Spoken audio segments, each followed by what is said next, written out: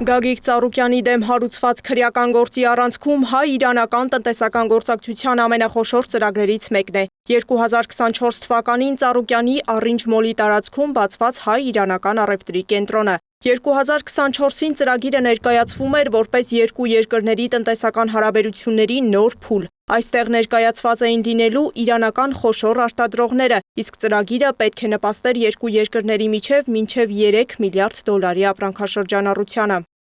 Հայաստանի և Իրանի ղեկավարները նախանշել են ապրանքաշրջանառության ծավալները հասցնել 3 միլիարդ դոլարի և մենք պետք է ջանքեր գործադրենք դա իրողություն դարձնելու համար։ Կենտրոնի 50%-ի բաժնետերը Ծառուկյանի Մուլտի գրուպն էր, մյուս 50%-ինը իրանական Պարս Հիլալ Կասպյան գրուպը։ Բացմանը մասնակցում էին Հայաստանի և Իրանի բարձրաստիճան պաշտոնյաներ, բայց չէր ներկայացել Գագիկ Ծառուկյանը։ Անձնական խնդիրներով չհասցրեց, հետո մենք շուտ պրոտոկոլների պատճառով շուտ գործը կազմակերպեցինք։ Այսօր նույն նախագիծը դարձել է Գագիկ Ծառուկյանի դեմ հարուցված քրեական գործի առանցքային դրվագներից մեկը։ Ծառուկյանի ձերբակալության օրը նրա փաստաբանը հայտարարեց. Այնտեղ, որտեղ Ծառուկյանը կամ նրա հետ որևէ կերպ փոխկապակցված ընկերությունը պետք է ճանաչվեր տուժող, այս դեպքում իրեն վերածել են մեղադրյալի։ Քննչական կոմիտեից Ծառուկյանին մեղադրում են 2022-ից 24 թվականներին հանցավոր խումբ ստեղծելու, Իրանից ներմուծված շուրջ 21 միլիոն դոլար արժողությամբ ապրանքներ յուրացնելու, մաքսային հայտարարագրեր կեղծելու և հետագայում փողերի լվացում իրականացնելու համար։ Սակայն պաշտպանական կողմը պնդում է, ներկայացվող մեղադրանքները ոչ միայն չեն համապատասխանում իրականությանը, այլ անտեսում են գործի մի շարք առանցքային հանգամանքներ։ Իրանական կողմի գործարարները, որ տաղավարներում պետք է ներկայացվեն, իրանական կողմի գործընկերները նրանցից ամսական գումարներ են վերցրել, իսկ հայկական կողմին ներկայացրել են, որ ընդհանրապես գումար չեն վերցնում, այսինքն նախնական փուլում անվճար է, առնվազն վարձակալության մասով մոտ 300 միլիոն դրամ։ Փաստաբան Երեմ Սարգսյանի ներկայացրած փաստարկների համաձայն սա ամենը չէ։ Իրանցի 3 գործարար հայկական կողմից ստացել են միլիոնավոր դոլարների փոխառություններ, որոնք պետք է օգտագործվեին Իրանից ապրանք ներկրելու համար։ Այդ գումարով ապրանք է գնվել, Հայաստանում վաճառվել, բայց գումարները չեն վերադարձվել հայկական կողմին։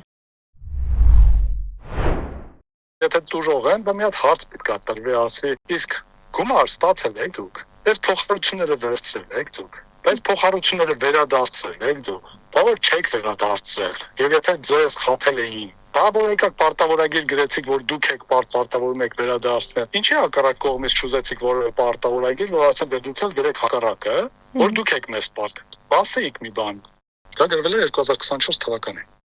Հենց այստեղ էլ առաջանում են գործի հիմնական հակասությունները։ Իրանցի գործարարների խումբը նամակ է ուղարկել Ավրորա Նյուզ լրատվականին, պնդելով, որ իրենք այդ գումարով ապրանք են գնել և պատշաճ ուղարկել Հայաստան։ Սահմանը հատելուն պես գործարարների խմբի պնդմամբ կեղծումներ են տեղի ունեցել։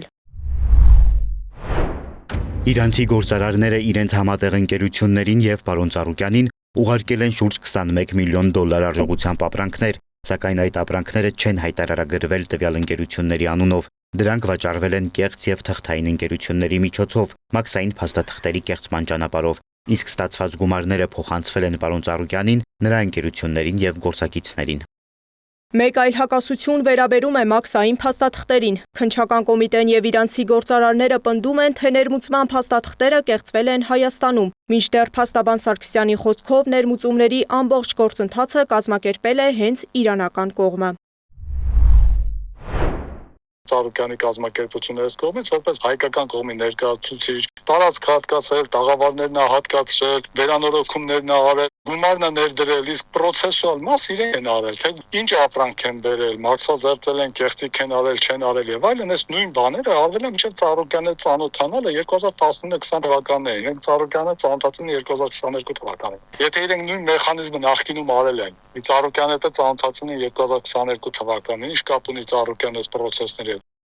Գործի շուրջ հրապարակային քննարկումների ֆոնին ուշագրավ հայտարարությամբ է հանդես եկել նաև Հայաստանում Իրանի դեսպան Խալիլ Շիրղոլամին։ Դեսպանը շեշտել է, որ Իրանը չի միջամտում Հայաստանի ներքաղաքական գործընթացներին և հայտնել, որ անձամբ երկար ժամանակ փորձել է միջնորդել կողմերի միջև փոխզիջումային լուծում գտնելու համար։ Ես ցանկանում եմ, որ այս հարցը լուծվի քննարկման փոխզիջումային և խաղաղ ճանապարհով, Ինքս մի քանի անգամ քննարկումներ եմ ունեցել երկու կողմերի հետ եւ բավական ջանք եմ գործադրել խնդրի լուծման համար։ Մինչ դեսպանը խոսում է երկուստեք տնտեսական տարաձայնությունների մասին, քրեական գործում Ծառուկյանի պաշտպանական կողմը շարունակում է պնդել, որ քննությունը պատշաճ գնահատական չի տալիս իր ներկայացրած փաստաթղթերին, այդ թվում իրանցի 3 գործարարների կողմից փոխառությունների ու պարտավորագրի մասին վարույթներին։ Եթե իրենք ընտրել են կեղծիքներով գործունեություն անել, դա արդեն իրենց դաշտում է եւ պետական մարմինները այստեղ է որ պետք է ուսումնասիրություն կատարեն, թե չէ ընդամենը իրենց ցուցմունքը, որ մենք կարծում ենք, որ առանց Ծառուկյանի ոչ մի բան այստեղ չէր կարող լինել, դա ուղղակի աբսուրդ է։ Իրանում այս պահին նույն հարցով դատական ակտիվ գործընթաց կա, որի շրջանակում ընդգրկված են մեղադրյալներ, բայց թե ովքեր են գործով մեղադրվողները եւ Ծառուկյանը նրանց շարքում է արդյոք, ոչ իրանական, ոչ Ծառուկյանի փաստաբանական թիմը տեղեկություն չեն հայտնում։ Սեդա Գյուրեղյան, Նոնա Գևորգյան, ABC Media։